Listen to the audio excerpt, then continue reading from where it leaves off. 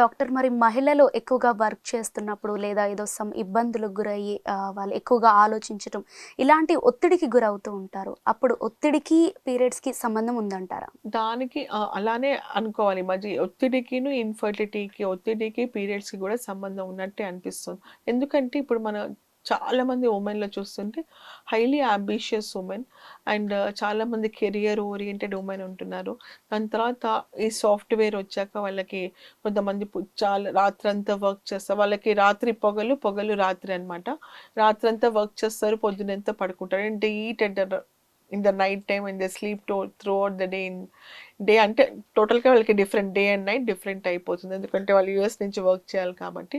So, ఇవన్నీ గూడా ఒత్తిడి వల్ల ఏంటంటే మనకి మెయిన్‌గా ఒత్తిడి వల్ల ఏమవుతుంది మెయిన్‌గా యాంగ్జైటీ కానీ, డిప్రెషన్ కానీ, మూడ్ స్వింగ్స్ కానీ ఇవన్నీ గూడా ఉంటూ ఉంటాయి. మన పాల్పిటేషన్స్, యాంగ్జైటీ అంటుంటారు కదా!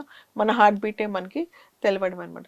సో, ఇలాంటివన్నీ ఉన్నప్పుడు మన బాడీలో కార్టిజాల్ అనే హార్మోన్ ఎక్కువ అవుతూ ఉంటుందన్నమాట.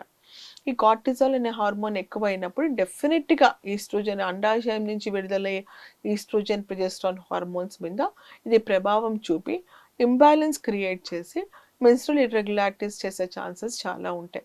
అలానే ఈ ఓవ్యులేషన్ కూడా సరిగ్గా అవ్వకపోవడము, అంటే ఇన్‌ఫర్టిలిటీ ప్రాబ్లమ్స్‌కి వీళ్ళు స్ట్రెస్ వల్ల గూడా గురవ్వడం గూడా జరుగుతుండొచ్చనమాట.